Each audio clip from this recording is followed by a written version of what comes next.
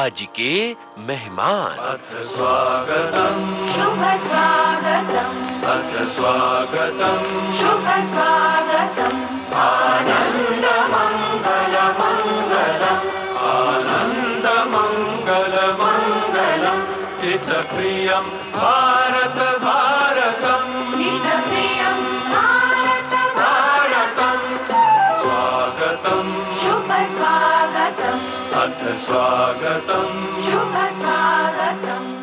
नमस्कार। आज हमारी मेहमान हैं फिल्म और टेलीविजन से जुड़ी शख्सियत मंजू सिंह।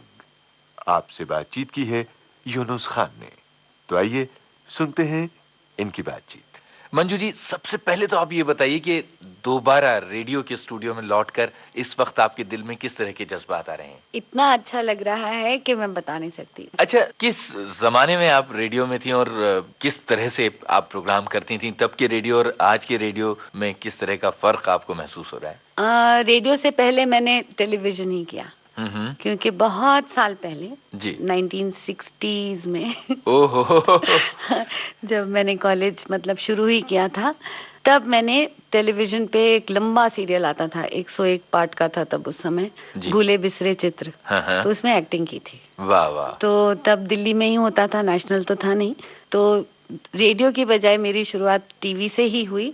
लेकिन टीवी करने के बाद बीच में कहीं 80s में ऐसा टाइम आया था कि जब मैंने रेडियो प्रोग्राम्स बहुत किए। विविध भारती के लिए स्पॉन्सर्ड प्रोग्राम्स करती थी, हफ्ते में 3-3 किस तरह का एक्सपीरियंस था रेडियो? पहले तो टीवी के जरिए, मतलब ये कि आप स्क्रीन पर दिखा करती थी, वो सब है, और उसके बाद फिर स्क्रीन पर दिखने के बाद अचानक एक आवाज में बदल गई आप। मुझे रेडियो बहुत अच्छा लगता है, क्योंकि उसमें क्या है कि एक तरह से ना, तब भी जब करती थी तब भी टीवी में प्लेज में काम करना, एक्टिंग करना, लेकिन रेडियो में मुझे मौका मिला अपनी बात कहने का मन की बात। फिर उसमें ये भी हुआ कि बाद में टीवी में बच्चों का प्रोग्राम, जिसमें मैं खेल खिलौने जो बॉम्बे टीवी पे आता था, उसमें भी अब मन की बात या आमने सामने जैसे बच्चों के साथ बातें, उनको उनसे कुछ कहना, उनकी चिट्ठियां पाना, उनसे सवाल जवाब करना, मुझे उस तरह का अच्छा लगता है। वो टीवी पे मौका मुझे बाद में मिला, रेडियो पे पहले। लेकिन क्या बचपन से ही आपके मन में इस तरह की संचार की दुनिया में, ऑडियो विजुअल की कलाओं की दुनिया में आने की ख्वाहिश थी? बचपन में तो जहाँ तक मुझे याद है, मैंने दिल्ली में ऑल इंडिया रेडियो पे नेहरू जी के साथ हाँ, एक प्रोग्राम था, और उसमें मुझे याद है कि हम लोग बहुत छोटे छोटे थे जी। तो इतना सुंदर स्टूडियो, और हम सब बैठे हैं और वो भी बैठे हैं और हम लोग बातें कर रहे हैं। मेरे ख्याल से 14 नवंबर का कोई चिल्ड्रंस डे का प्रोग्राम था। आपने कुछ पूछा था नेहरू जी से? मैं तो हंस रही थी और वो मुझसे पूछ रहे थे, क्या बातें हुई थी मुझे याद नहीं लेकिन इतना जरूर याद है कि इतनी खुश आई थी, बहुत अच्छा लगा। उसके बाद वो मेरा सबसे पहला रेडियो का एक्सपीरियंस था। और उसके बाद लगातार आप कल्चरल एक्टिविटीज में लगी रही? ज्यादा नहीं, टीवी भी बहुत अचानक ही हुआ। वो ऐसे हुआ कि हमें खबर मिली कि दूरदर्शन पे ना अगर ऑडिशन देना है एक्टिंग के लिए तो चिट्ठी भेजो तो हो जाता है, बुलाते हैं। तो मैंने किया, और मैं सबसे बड़ी हूँ, हम लोग 4 बहनें हैं जी। मेरे पेरेंट्स ने बहुत इनकरेज किया कि कुछ करना चाहिए, मतलब जो चाहे करना चाहिए, खेल खेलना चाहिए, एक्टिंग करनी है, जो करना है। तो मेरी मामी ने बहुत इनकरेज किया, वो बोले मैं साथ चलूंगी, तुम फिक्र मत करो। वाह। तो उस जमाने में क्योंकि आना जाना या क्या कैसे अकेले जाएंगे वो सब होता था, लेकिन हमने फिर जाके वहाँ ऑडिशन दिया। तो मेरे साथ जो खुशकिस्मती हुई वो ये हुई कि जैसे ही मैं ऑडिशन देके बाहर आई तो पीछे पीछे कोई आया और कहते हैं कि वो प्रशांत पांडे, वहाँ तब वो डायरेक्ट करते थे प्लेस, कि वो बुला रहे हैं। तो मैं उनके पास गई तो वो बोले मुझे तुम्हारी जैसी लड़की चाहिए, तुम्हारा नाक बड़ा ऊंचा सा है ना, तुम बहुत घमंडी दिखती हो, मुझे घमंडी लड़की चाहिए, कल से रिहर्सल पे आ जाओ। अरे तो अगले दिन से मैं वो सीरियल कर रही थी, मतलब एक तरह से भगवान की देन ही थी जी। इसी तरह गोलमाल भी तो ऐसे ही हुई। गोलमाल की कहानी सुनेंगे, लेकिन इससे पहले गोलमाल का ये गाना सुन लिया जाए।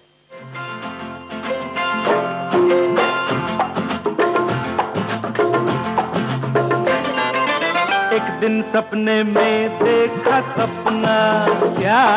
अरे वो जो है ना अमिताभ अपना, बच्चन मार्केट से आउट हुआ, लोगों को डाउट हुआ, मेरी वजह से वो गया गया गया गया।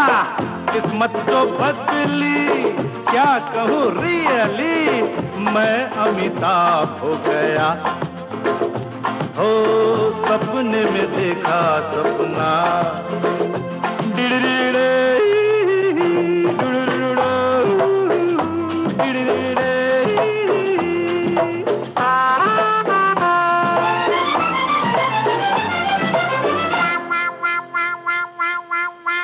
दाएं में हेमा मालिनी, बाएं में जीनत अमान, सामने रेखा पीछे जो देखा। दाएं में हेमा, बाएं में जीनत, सामने रेखा पीछे जो देखा। तो क्या हुआ? रत्ना खड़ी थी, हाथ में छड़ी थी, देखते देखते मैं भाग रहा था, देखा मैं जाग रहा था। ओ सपने में देखा सपना।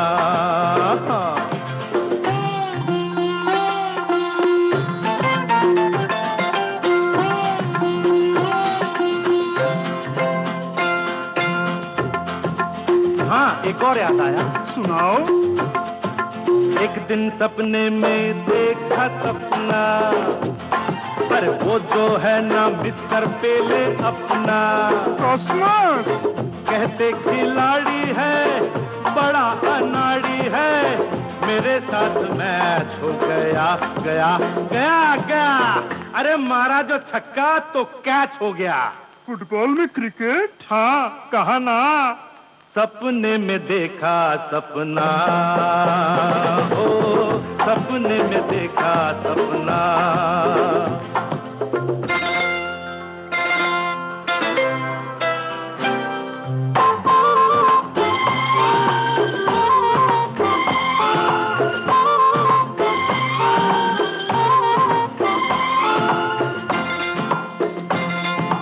और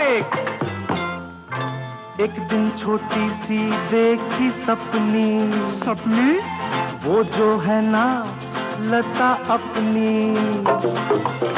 लता गा रही थी, मैं तबले पे था, वो मुखड़े पे थी, मैं अंतरे पे था।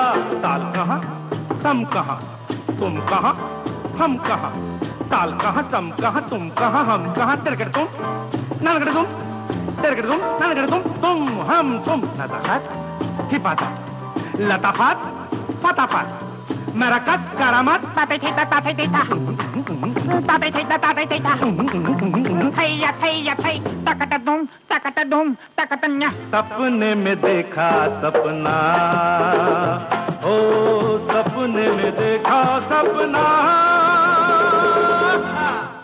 मंजू जी, आप बता रही थी कि आपकी जिंदगी में इस फील्ड में आना एक तरह से कोइंसिडेंस रहा है, संयोग रहा है।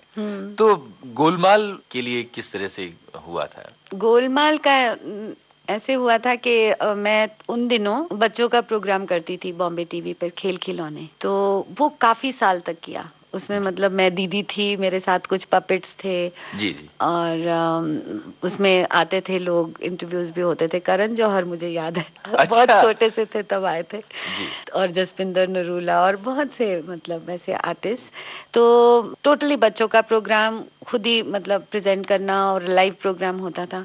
ऋषिदा ने देखा और वो देखने के बाद उन्होंने अपने असिस्टेंट भरत रंगाचारी, उन्हें दूरदर्शन में भेजा कि उसको मिलो और बुलाओ। तो मुझे तो लगा मजाक है, कोई ऐसे ही मुझे मतलब तंग करने के लिए कह रहे हैं, सच हो ही नहीं सकता, ऋषिदा मुझे क्यों बुलाएंगे, क्योंकि मैं उनकी फिल्मों की बहुत बहुत बहुत ज्यादा फैन हूँ।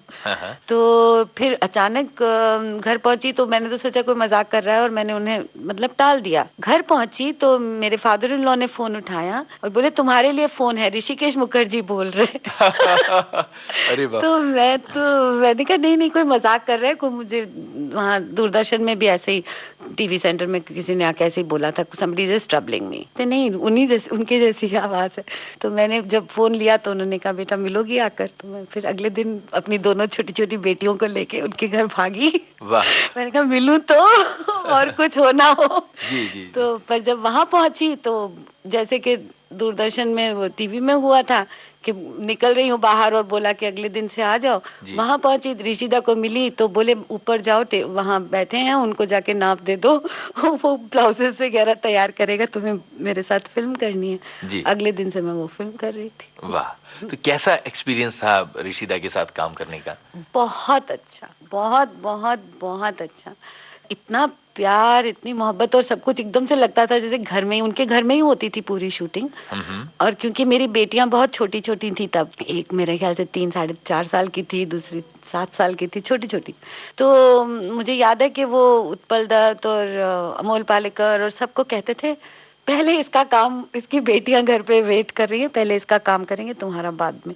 तो मुझे बिल्कुल टाइम से घर जाने के लिए ना उनका रहता था, इसका काम जल्दी खत्म होना चाहिए, डॉटर्स आर वेटिंग फॉर। वाह वाह वाह वाह। मैंने बहुत एंजॉय किया था वो शूट। और मैं सोचती हूँ कि एक चीज जो है कि वो फिल्म भी ना होती, और वो मैं क्रेडिट देना चाहती हूँ अपने इन लॉज को, मेरी mother in law, father in law. उन्होंने मुझे जितना इनकरेज किया और जिस तरह से मतलब मैं कर पाई। जी जी जी। नहीं तो अगर वो लोग कहते ना करो तो ये भी तो हो सकता था।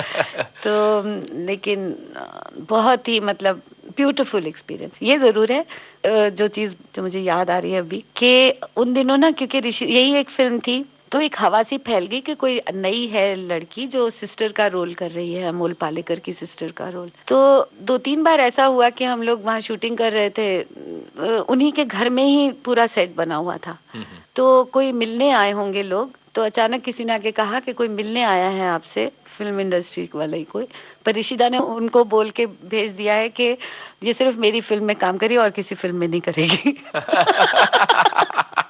अच्छा। तो मैं किसी से मिली तो नहीं, और ना ही मुझे करना था, सच्ची बात है कि मुझे करनी ही नहीं थी और फिल्म। लेकिन ऋषिदा ने उस लिहाज से मेरा काफी मुझे प्रोटेक्ट कर दिया। बात ऋषिदा की चल रही है, तो ऋषिदा के नाम कौन सा नगमा आप समर्पित करना चाहेंगी?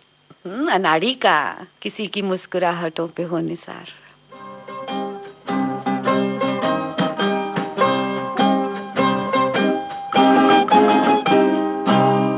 किसी की मुस्कुराहटों पे हो निसार, किसी का दर्द मिल सके तो ले उधार, किसी के वास्ते हो तेरे दिल में प्यार, जीना इसी का नाम है। किसी की मुस्कुराहटों पे हो निसार, किसी का दर्द मिल सके तो ले उधार, किसी के वास्ते हो तेरे दिल में प्यार, जीना इसी का नाम है।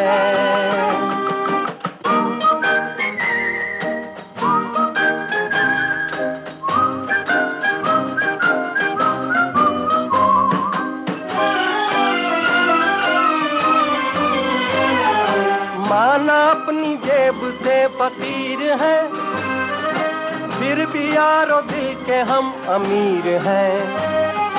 माना अपनी जेब से फकीर है, फिर भी यारो दिल के हम अमीर हैं। मिटे जो प्यार के लिए वो जिंदगी, जले बहार के लिए वो जिंदगी, किसी को हो ना हो हमें तो एतबार, जीना इसी का नाम है।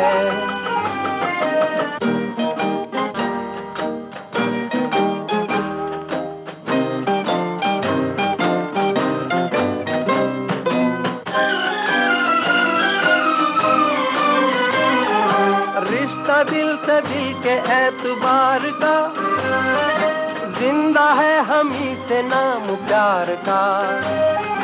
रिश्ता दिल से दिल के एतबार का, जिंदा है हम ही से नाम प्यार का। के मर के भी किसी को याद आएंगे, किसी के आंसुओं में मुस्कुराएंगे, कहेगा फूल हर कली से बार बार, जीना इसी का नाम है। किसी की मुस्कुराहटों पे हो निसार, किसी का दर्द मिल सके तो ले उधार, किसी के वास्ते हो तेरे दिल में प्यार, जीना इसी का नाम है।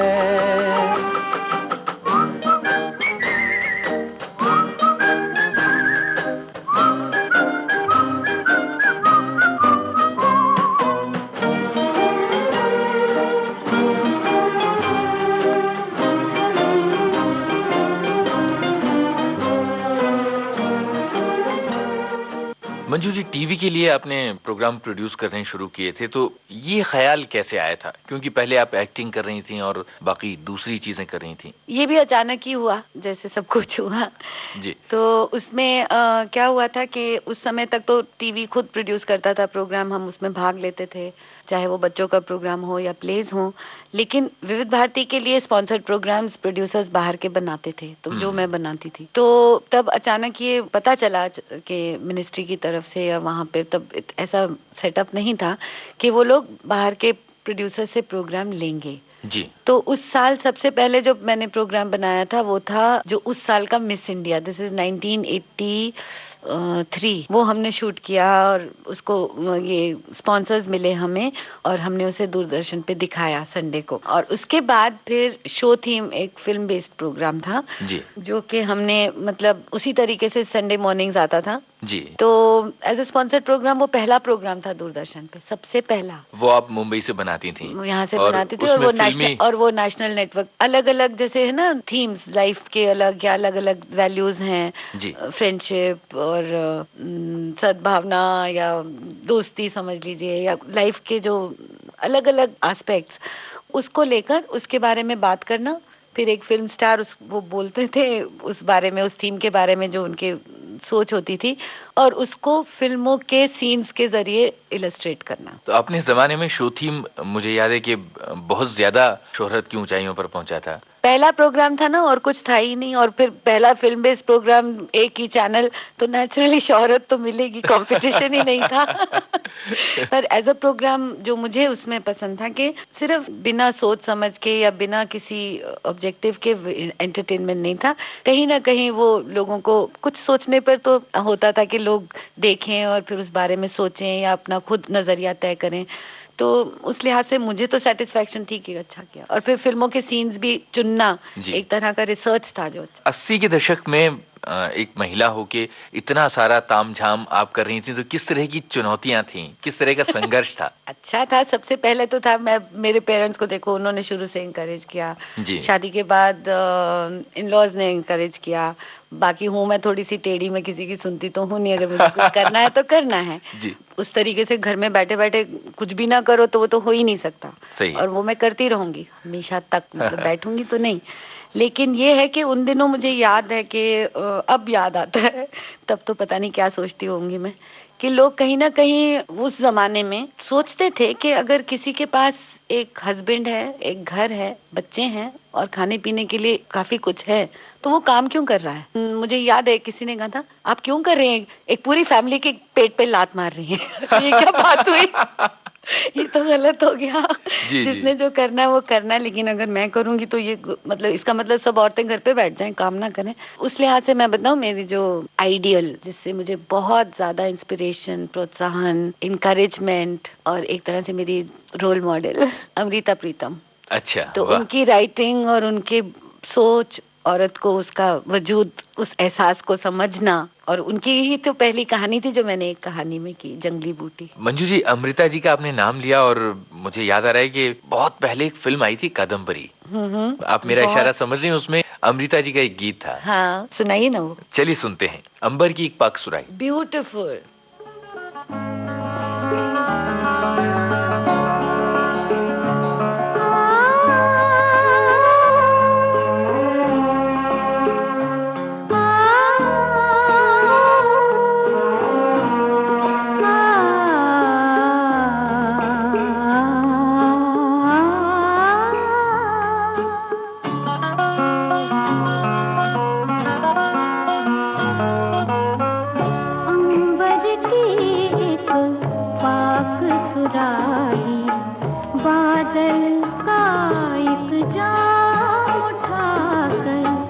अंबर की एक पाक सुराही।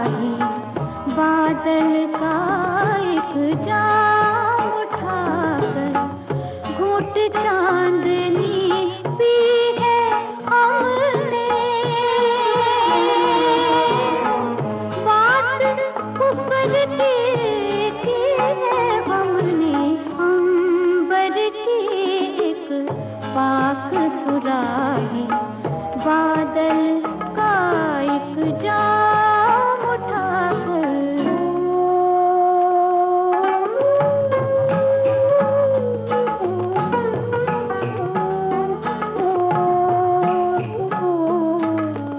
कैसे इसका कर्ज चुकाए, मांग के अपनी मौत के हाथों, कैसे इसका कर्ज चुकाए, मांग के अपनी मौत के हाथों। उम्र की थोड़ी सी है हमने, बात कुफ्र की है हमने, अंबर की एक पाक सुराही, बादल का एक जाम उठाकर।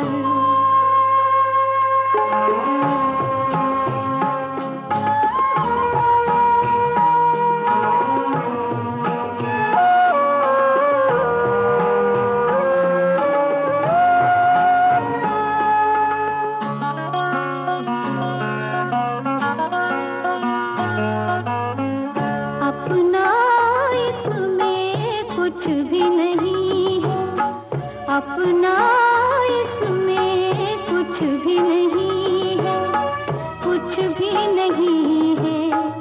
रोज़े अज़ल से,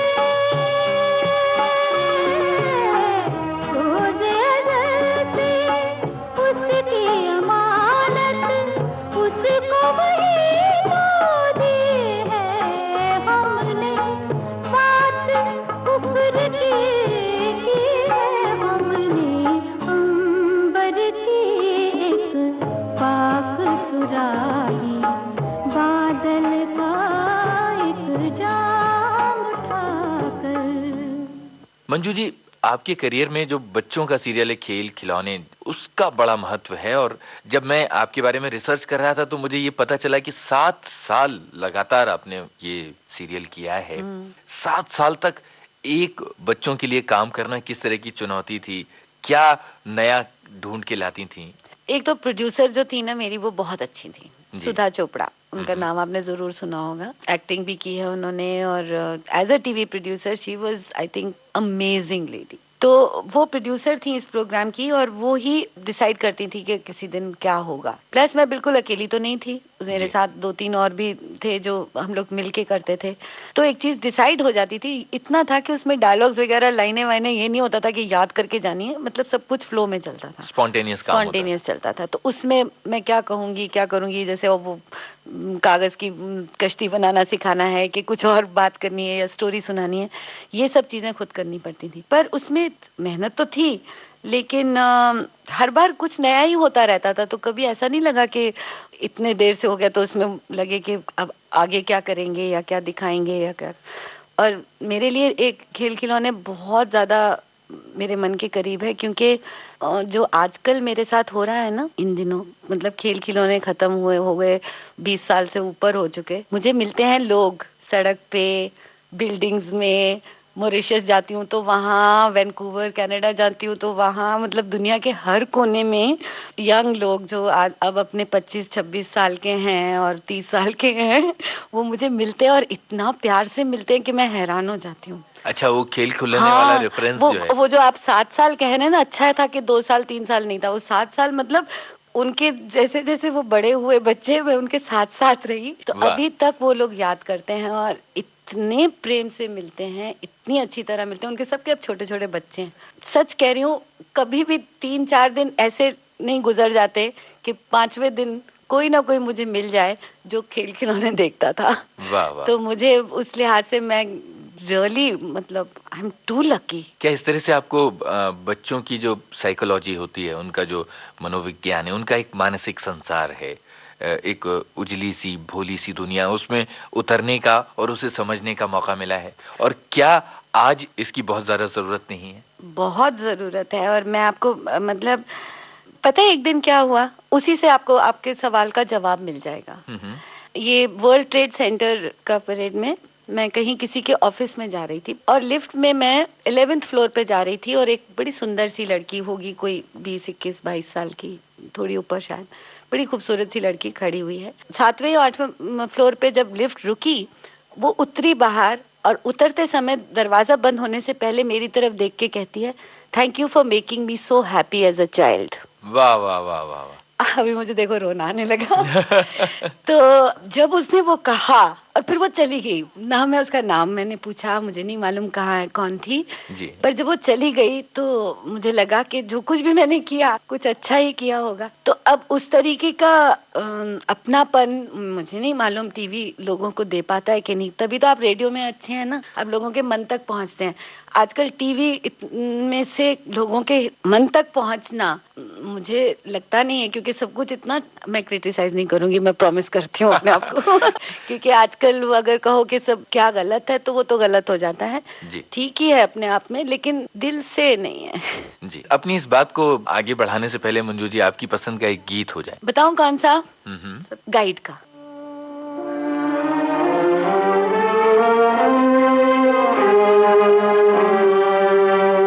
तेरे मेरे सपने अब एक रंग है, वो जहाँ भी ले जाए राहें हम संग हैं। ओ तेरे मेरे सपने अब एक रंग है, वो जहाँ भी ले जाए राहें हम संग हैं।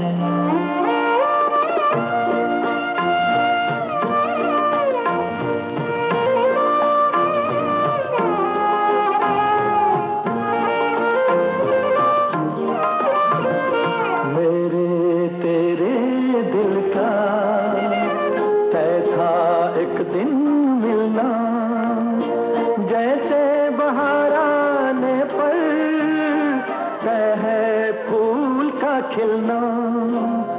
मेरे तेरे दिल का तय था एक दिन मिलना, जैसे बहार आने पर तय है फूल का खिलना। ओ मेरे जीवन साथी तेरे मेरे सपने अब एक रंग है, वो जहाँ भी ले जाए राहें हम संग हैं।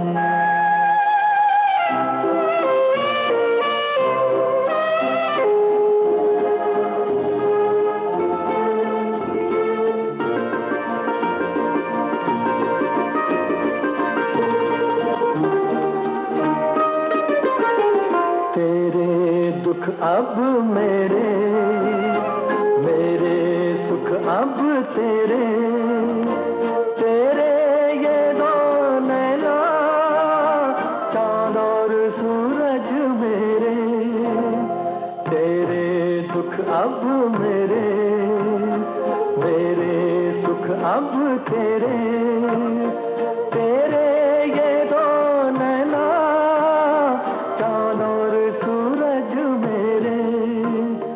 ओ मेरे जीवन साथी तेरे मेरे सपने अब एक रंग है, वो जहाँ भी ले जाए राहें हम संग हैं।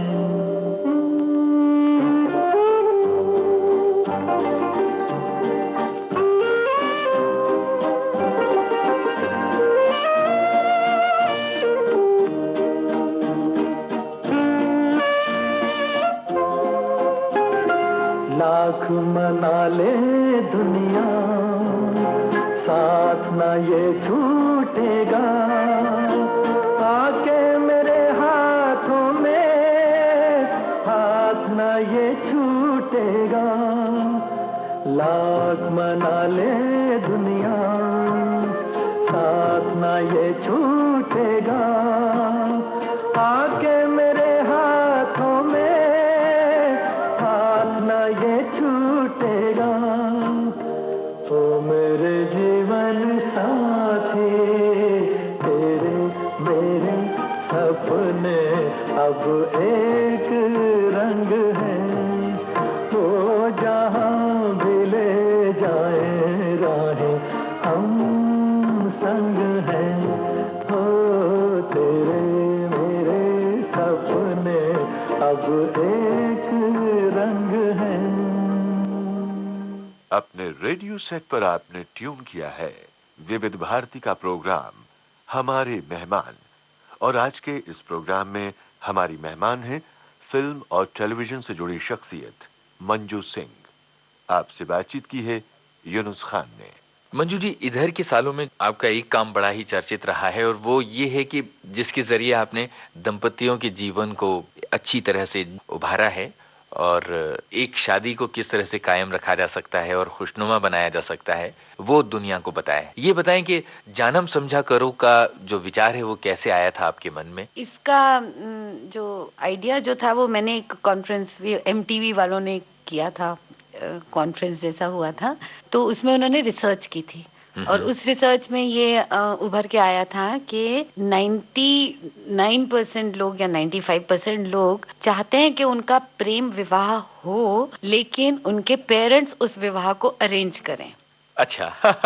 तो ये मतलब बात निकल के आई थी। एक तो वो मैंने अटेंड किया जी। उसके अलावा यहाँ ये न्यूज़पेपर्स में बहुत ही मतलब दिल दुखा देने वाली खबरें छपती थी कि कहीं पे यूपी में या कहीं नॉर्थ में या कहाँ भी गांव में लोगों ने बेटी को मार दिया या दोनों को मार दिया क्योंकि वो अलग अलग जाति के थे और उन्हें मतलब शादी करने से मना किया या उनके साथ ज्यादती की गई। तो जब एक तरफ तो ये एमटीवी वाली बात, दूसरी तरफ ये, और तीसरा सबसे बड़ी बात मेरी दोनों बेटियों की लव मैरिज हुई है। एक की गुजराती फैमिली में हुई है, एक की सिंधी फैमिली में हुई है, और दोनों मेरे दामाद इतने अच्छे हैं और दोनों की जिस तरह से टचवुड शादी, मतलब जो मेरी छोटी बेटी की हुई है वो स्कूल में थी उसके साथ 10th अच्छा। में, तो 10th में उनकी दोस्ती हुई और अब मेरे उसके 2 बच्चे हैं। तो मैं मतलब अपने सामने मैंने जब देखा है कि सब कुछ इतना खूबसूरत और अच्छा लाइफ में हो सकता है, सिर्फ प्यार मोहब्बत रहनी चाहिए सब में, तो मुझे ये लगा कि क्यों ना इस तरह की बातें लोगों तक पहुंचाई जाएं ताकि उनकी सोच इतनी बंद रहने की बजाय खुले और लोगों में आए बात के सबसे बड़ी बात है प्यार, सबसे बड़ी बात है एक दूसरे की इज्जत, और सबसे बड़ी बात है कि टॉलरेंस की, सबकी आराम से क्यों ये जजमेंट करें कि क्या ठीक है क्या गलत। तो दर्शकों ने किस तरह का रिस्पांस इस सीरियल को दिया? कैसे आप जोड़ों का चुनाव करती थी? लोगों का रिस्पांस बहुत अच्छा रहा। इसमें मैं जरूर कहूंगी कि मैं चाहती हूँ कि ये इस तरीके का प्रोग्राम आना चाहिए, बल्कि आप लोग रेडियो पे भी सोचें, क्योंकि जो 12, 13, 14, 15 साल की उम्र के लोग थे ना हैं, मतलब ये वो जनरेशन, सबसे ज्यादा चिट्ठियां उनकी आती थी। मतलब ये प्रोग्राम लड़के और लड़कियां जो 14, 15, 16 साल की उम्र के हैं वो देखते थे। उन्होंने कहना शुरू किया लव वाला प्रोग्राम। तो अपने मन की बात जो वो अपने पेरेंट्स के साथ नहीं कर सकते या किसी बड़े के साथ नहीं कर सकते वो हमें लिख। तो मुझे लगता है कि इस चीज की बहुत जरूरत है कि हो सकता है छोटे शहरों में या मतलब बड़े बड़े शहरों में तो लाइफस्टाइल ही बिल्कुल अलग है, लेकिन कहीं ना कहीं एक चाहिए कोई जिसके साथ लोग बात कर सकें। इस प्रोग्राम के 2 सीजन आपने किए थे, 2 अलग अलग अंदाज में इस प्रोग्राम को पेश किया था। सबसे ज्यादा यादगार कौन सा अनुभव रहा इस कार्यक्रम के जरिए? जब दूरदर्शन ने कहा कि शायद आप बिगाड़ रही हैं लोगों को। जबकि मुझे लगा कि नहीं, मैं बिगाड़ नहीं रही हूँ, मैं सुधार रही हूँ, लेकिन अगर उन्होंने ये सोचा कि मैं बिगाड़ रही हूँ, क्योंकि प्यार की बात करना, यदि ये कहना कि 2 यंग लोगों के मन में या नौजवानों के मन में प्यार जैसी बात जो है वो आएगी ही और होगी ही, तो उस चीज को नकारना या उस चीज को ये सोचना कि ये गलत है या ये दिखाना नहीं चाहिए या ये बात नहीं करनी चाहिए, ये बिल्कुल गलत है। और मैं मर्डर का गाना सुनाना चाहती हूँ। बिल्कुल, आइए सुनते हैं।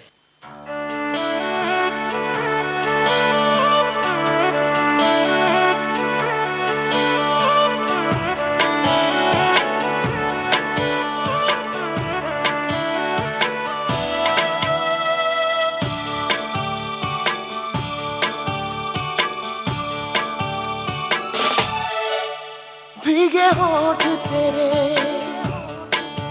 प्यासा दिल मेरा, लगे अब्र सा मुझे तन तेरा, चमके बरसाए मुझ पर घटाए, तू ही मेरी प्यार, तू ही मेरा जान। कभी मेरे साथ कोई रात गुजार, तुझे सुबह तक मैं करूं प्यार। वो ओ ओ हो, वो ओ ओ हो, वो ओ ओ हो, वो ओ हो। सांसें आज तेरी, तन आग तेरा, छीने नींद मेरी, लूटे चैन मेरा, काला जादू करे लंबे बाल तेरे, आंखें झील तेरी, डोरे लाल तेरे। कभी मेरे साथ कोई रात गुजार, तुझे सुबह तक मैं करूं प्यार। वो ओ ओ हो, वो हो, वो ओ हो, yeah, वो ओ हो।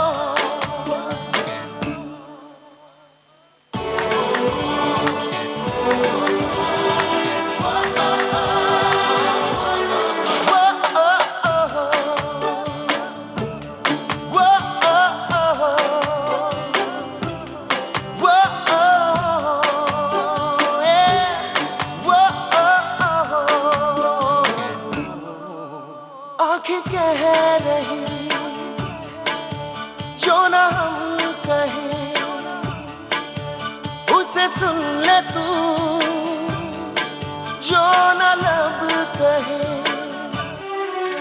तू न सोए आज, मैं न सोऊं आज, तुझे देखूं आज, तुझ में खोऊं आज। कभी मेरे साथ कोई रात गुजार, तुझे सुबह तक मैं करूं प्यार। वो ओ हो, वो ओ हो, वो ओ हो, वो ओ हो।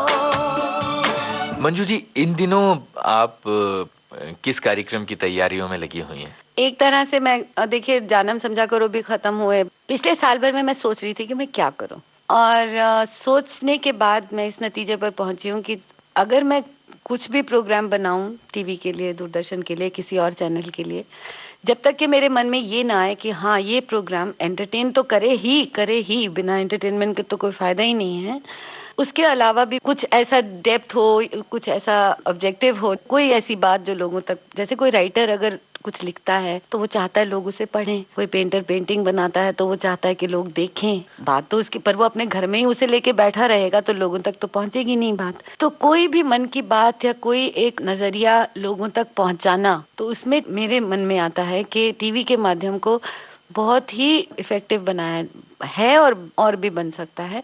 तो मैं खोज रही थी कि मैं क्या करूं।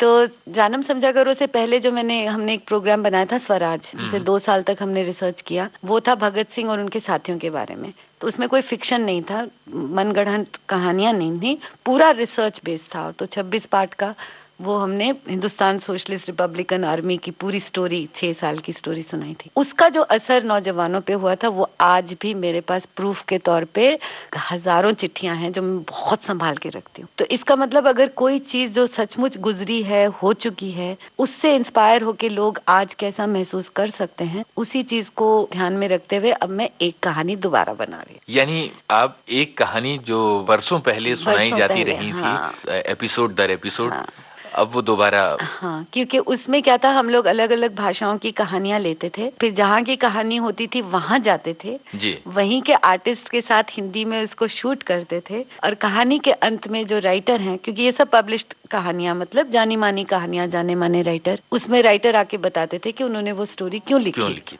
तो अब वही बात, अब मैं आजकल कहानियां शुरू कर दी है मैंने खोजनी, तो काफी सालों के इंतजार के बाद अब लगने लगा है कि दूरदर्शन अब हमें ये मौका शायद देने वाला है। जी। अभी मैं शायद बोल रही हूँ क्योंकि 4-5 साल से मैं कोशिश कर रही हूँ कि एक कहानी हो। हम्म।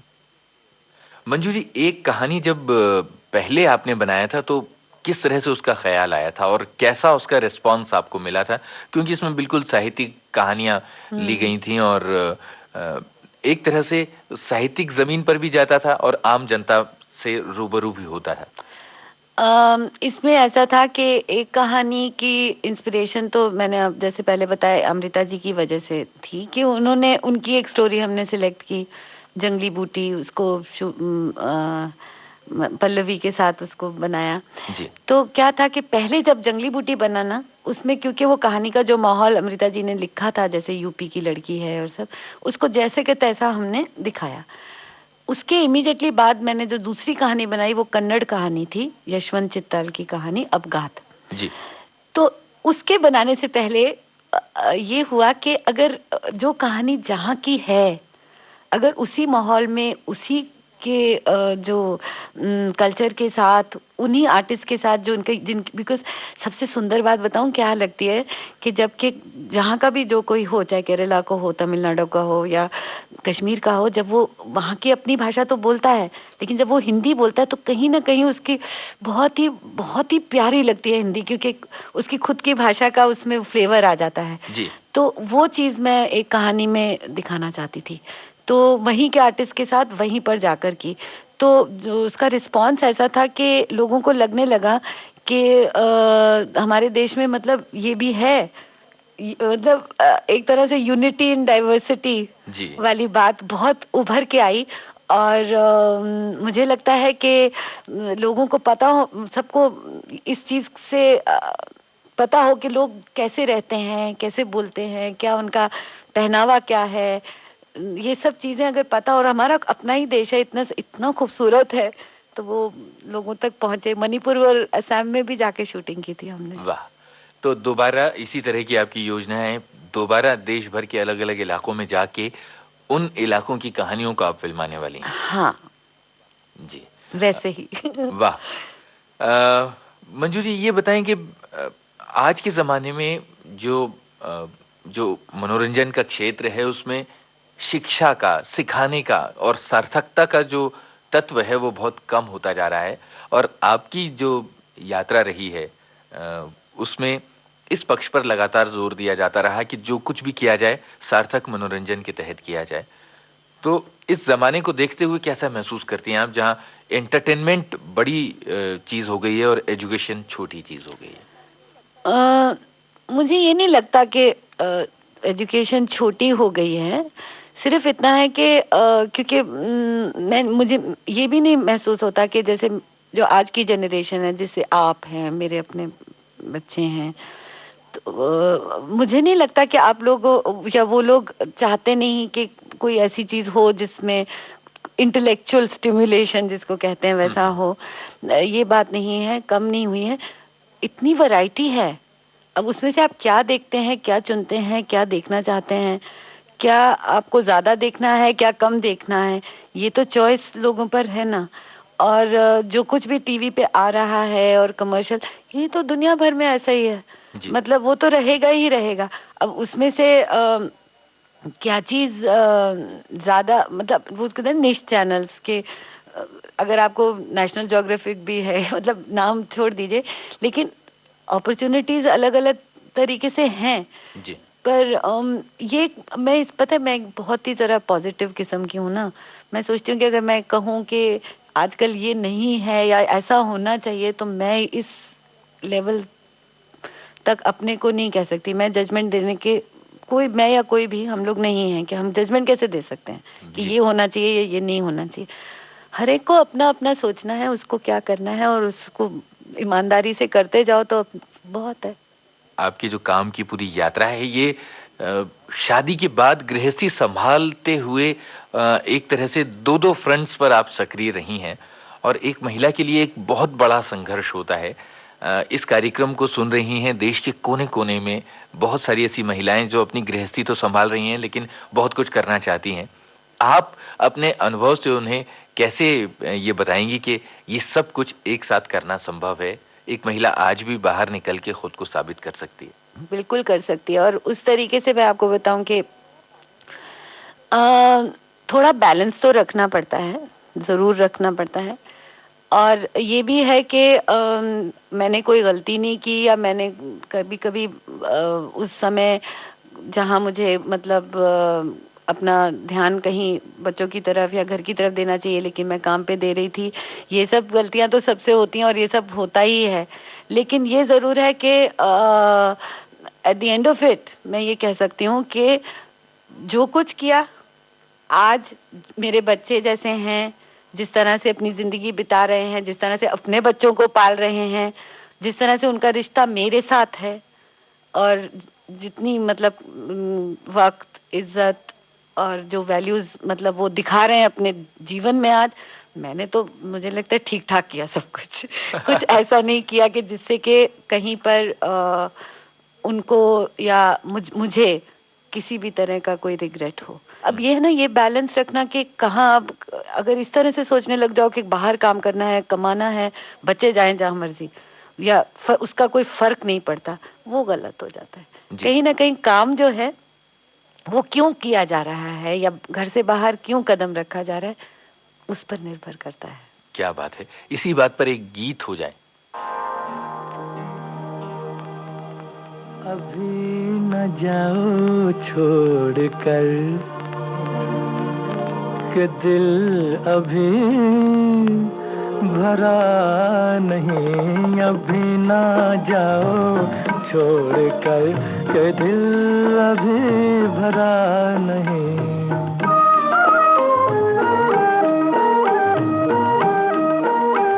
अभी अभी तो आई हो, अभी अभी तो आई हो, बहार बन के छाई हो, हवा जरा महक तो ले, नजर जरा बहक तो ले, ये शाम ढल तो ले जरा, ये शाम ढल तो ले जरा, ये दिल संभल तो ले जरा, मैं थोड़ी देर जी तो लूं, नशे के घूंट भी तो लूं, नशे के घूंट पी तो लूं, अभी तो कुछ कहा नहीं, अभी तो कुछ सुना नहीं, अभी ना जाओ छोड़ कर के दिल अभी भरा नहीं।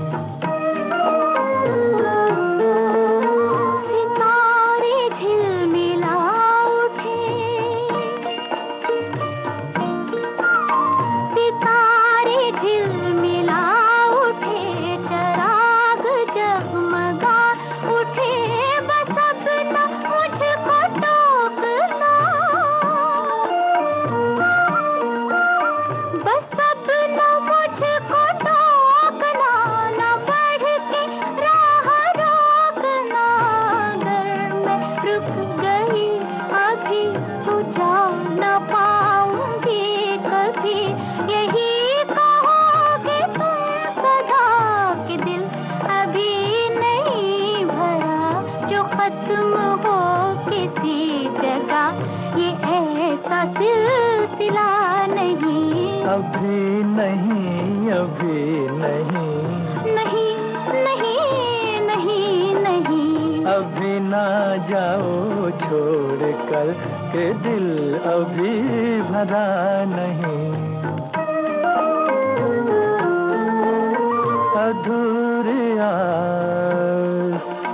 अधूरी आस छोड़ के, अधूरी प्यास छोड़ के जो रोज यूं ही जाओगी तो किस तरह निभाओगी कि जिंदगी की राह में जवां दिलों की चाह में कई मकाम आएंगे जो हमको आजमाएंगे।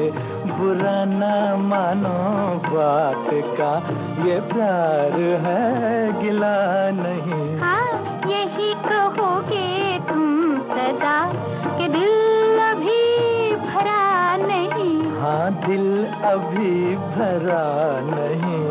नहीं नहीं नहीं नहीं।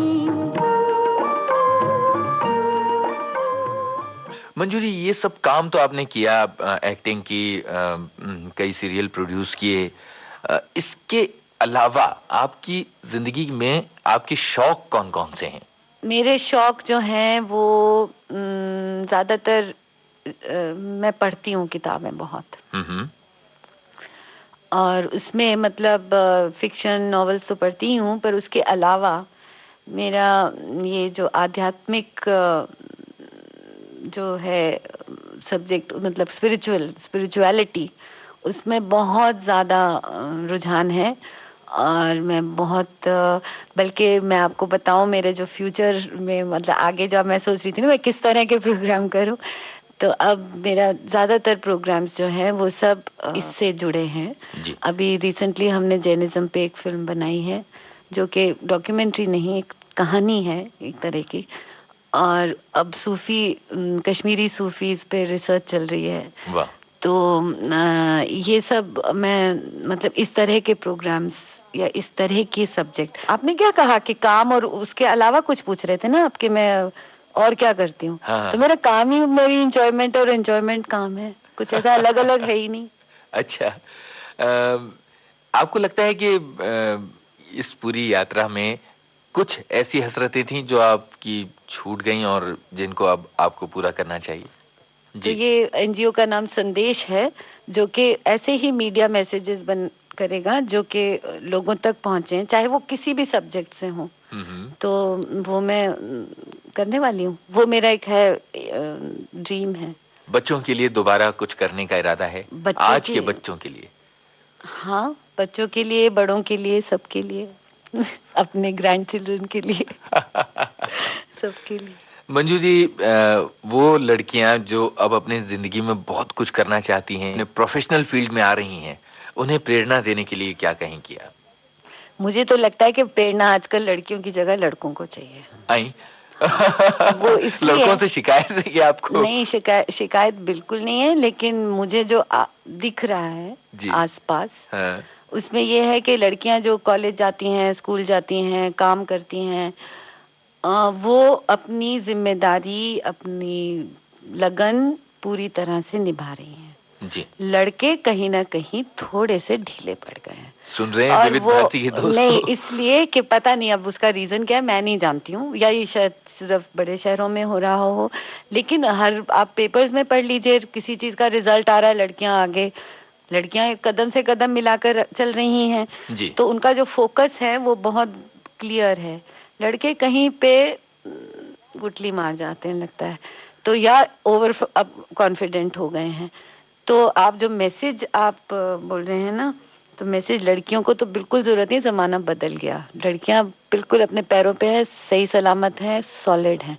लड़के जो है वो, उनको ये होना चाहिए कि अब क्योंकि लड़कियां तुम्हारे साथ कदम से कदम मिलाकर चल रही हैं, और हो सकता है कि आपकी पत्नी या आपकी माँ कहीं बाहर काम भी कर रही हो, तो कहीं ना कहीं अपनी जो डिमांड्स हैं उनको सोच समझ कर करिए, और साथ में मिलकर इनकरेजमेंट देकर, और एक equal relationship with your wife, with your sisters, with your girlfriends, एक रिलेशनशिप ऐसी जिसमें दोस्ती जो है वो बहुत हो, और प्यार तो हो ही, तो एक अंडरस्टैंडिंग, तो लड़कों के लिए मैसेज है। वाह, मुझे लगता है कि आपकी इन बातों का हमारे सारे सुनने वालों पर बहुत बहुत असर पड़ेगा। मंजू जी, आपकी पसंद का एक गीत हो जाए।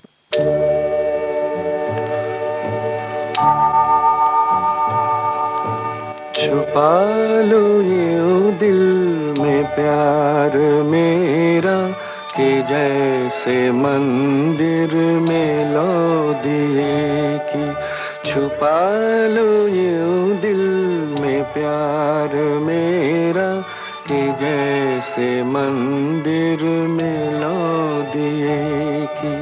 तुम अपने चरणों में रख लो मुझको, तुम्हारे चरणों का फूल हूँ मैं सर झुकाए खड़ी हूँ प्रीतम, मैं सर झुकाए खड़ी हूँ प्रीतम, के जैसे मंदिर में लो दिए की।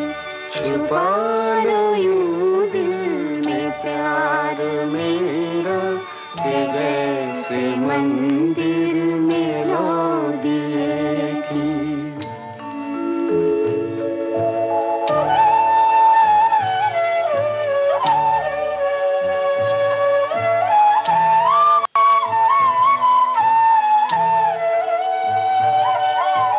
ये सच है जीना था पाप तुम बिन, ये पाप मैंने किया है अब तक, मगर है मन में छवि तुम्हारी, मगर है मन में छवि तुम्हारी, कि जैसे मंदिर में लो दिए की।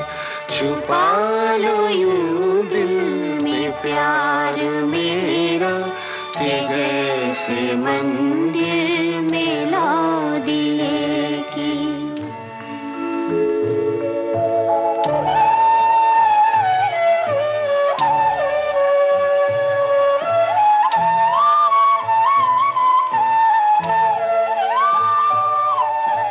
फिर आग बिरहा की मत लगाना, कि जल के मैं राख हो चुकी हूँ। ये राख माथे पे मैंने रख ली, ये राख माथे पे मैंने रख ली, कि जैसे मंदिर में लो दिए की।